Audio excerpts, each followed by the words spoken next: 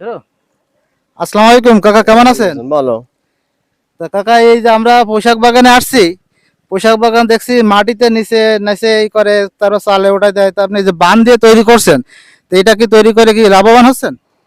এই বইতে থাকলে ওটা ওর আসি নষ্ট হয়ে যায়, তারপরও বানা দিলে এই জিনিসটি নষ্ট হয় না, এই জিনিসটি ভালো থাকে। আর যদি মাটির সূর্য তাপে নষ্ট হয়ে যায়, এখন সূর্য তাপ কম, আগুন আসছে বানা দিলে ওই জিনিসটি সূর্য তাপ লাগতে পারে না। এখন মাটির থেকে ওই দিকে বানা দিয়ে উৎপাদন বেশি ভালো হয়। আর ওটি থাকলে মাটিতে থাকলে স্পট ডরে বেশি, আর এটাকে স্পট ডরে কম। আর তারপরে এখন শীতের মৌসুম আছে, এখন স্পট হচ্ছে বেশি, তার জন্য বানে এটা লাগানো হয়েছে। ঠিক আছে। আর এখন বর্তমানে যে এই শীতের সময় এই স্পট হচ্ছে বেশি, ওষুধ দিলে তো আমার মানাচ্ছে না, সপ্তাহে 7 দিন না 5 দিন স্প্রে করতে যাচ্ছে, তারপরেও এখন টাকাল দিয়ে রাখা যাচ্ছে না, তার জন্য এখন মেরি ফেলানো হচ্ছে। আর এইটি এখন এতে পুঁই শাকের লাউর বীজ রোপণ করে হয়েছে, লাউ গাছ উঠে যাওয়ার মতন হয়েছে।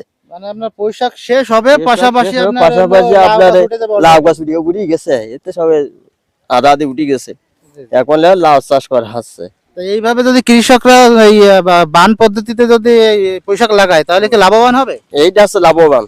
আর বুঝে জমি নিতে ওটা নষ্ট হয়ে যায়, ওটা বেশি না, এইটা আছে লাভবান বেশি। এক এক কাটা আমাদের 2 শতক মানে 10,000 টাকা কাটায় বিক্রি হয়েছে। এখন তো সবজির দাম কমে গেছে, এবার ছিল 40 টাকা 50 টাকা কেজি, এখন 20 টাকা মধ্যে এসে গেছে।